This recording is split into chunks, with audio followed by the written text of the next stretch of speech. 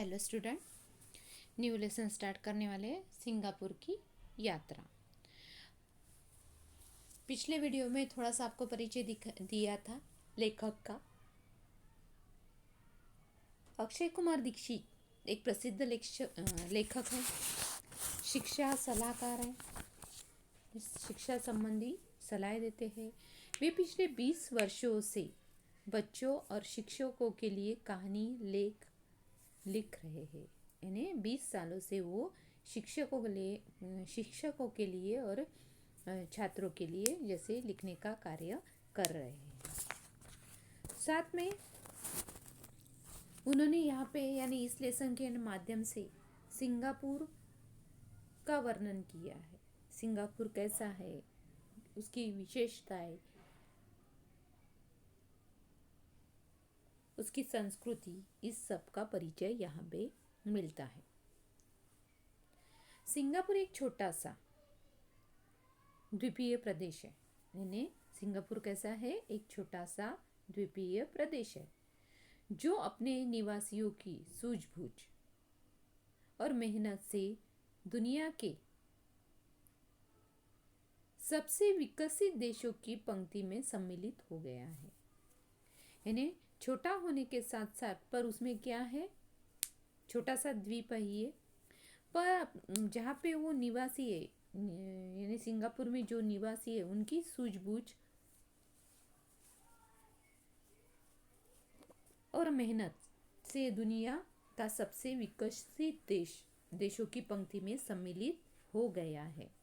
देखो, यानी एक छोटा सा द्वीप होने के बाद भी लोगों की मेहनत और सूझबूझ के कारण ये सबसे बड़े विकसित देशों में माना गया है। सिंगापुर की संस्कृति उसकी सफलता के कारणों और सिंगापुर से भारत के संबंधों की खोजबीन करता है।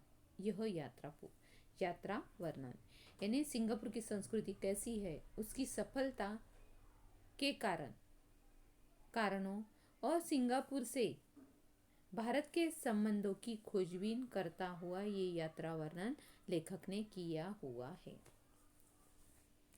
बहुत अच्छा लेसन है, यानी लेखक ने बहुत अच्छे से इसे लिखा है और यहाँ की विशेषता भी हमें बताई है।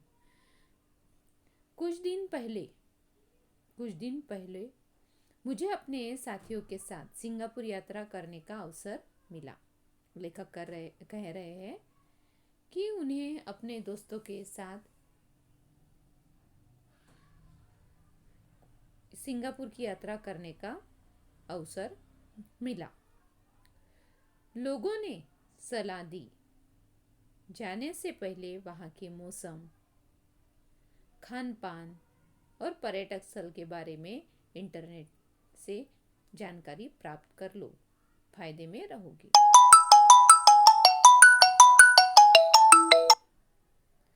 तो जैसे यहाँ पे पर्यटन स्थलों के बारे में यानी पर्यटन स्थल या इंटरनेट के बारे में लोगों ने ये सलाह दी कि वहाँ के मौसम, वहाँ का खान पान, वहाँ का पर्यटन स्थल और इंटरनेट के बारे में भी जानकारी प्राप्त करना फायदे में होगा, ऐसे लेखक को बताया। अब देखो, हम कहीं पे भी जाते हैं, किसी भी स्थल पर जाते हैं तो हम वहाँ का खान पान, वहाँ का रहन सहन, वहाँ ज़्यादा ठंड है क्या या वहाँ का मौसम में क्या परिवर्तन है, ये सब कुछ देखते हैं। वैसे ही लेखक को भी लोगों ने यही सलाह दी कि वहाँ पे जो मौसम कैसा है, खान पान कैसा है, वहाँ के पर्यटन स्थल सब इंटरनेट पे उसकी जानकारी प्राप्त कर लो, यानी वो फायदे में रहोगे। सिंगापुर के बारे में इंटरनेट पर खोजबीन की तो पता चला भारत के मुकाबले यह देश अत्यंत छोटा है। सिंगापुर के बारे में लेखक ने खोजबीन की इंटरनेट पर, तो खोजबीन करने के बाद उन्हें ये पता चला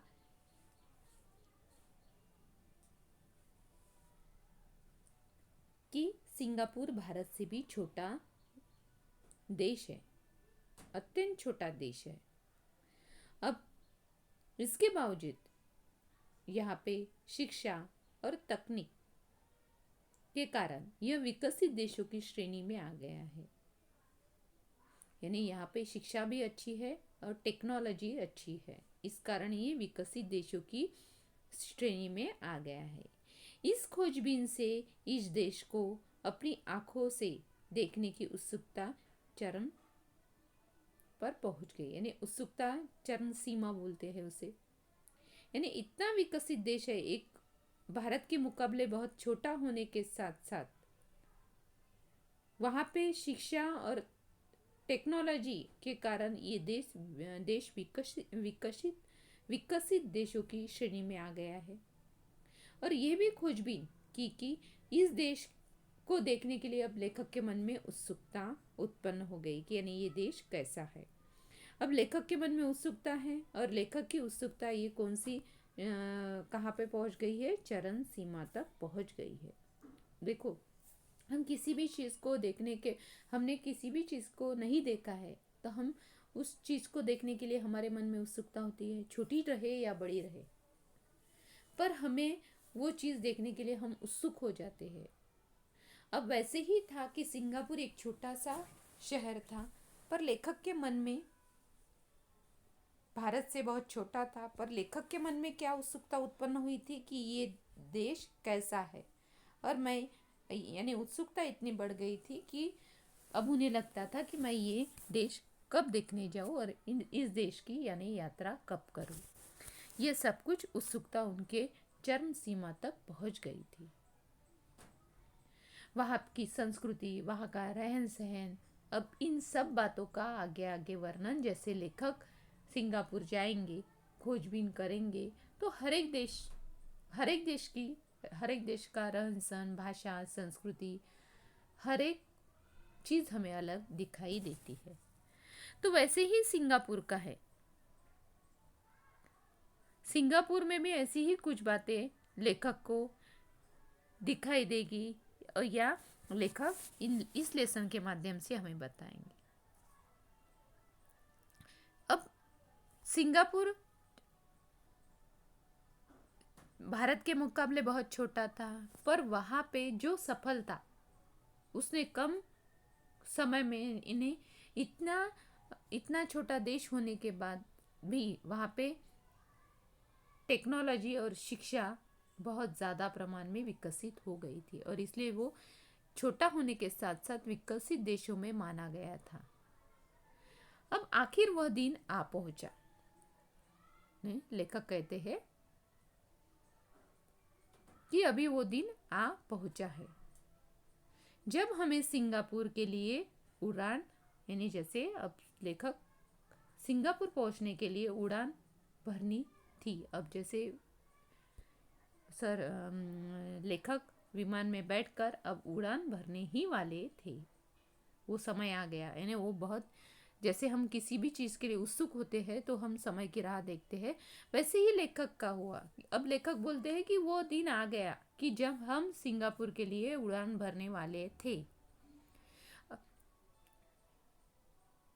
साथ ही साथ वो ये कहते हैं कि जैसे अब कहाँ से वो अंतर्राष्ट्रीय हवाई अड्डे पर पहुँचे, निर्धारित समय, जाने का समय कितने बजे का था, उड़ान भरने का जो हवाई अड्डे पर सिंगापुर जाने का जो समय था, उसके बारे में लेखक ने यहाँ पे वर्णन किया है।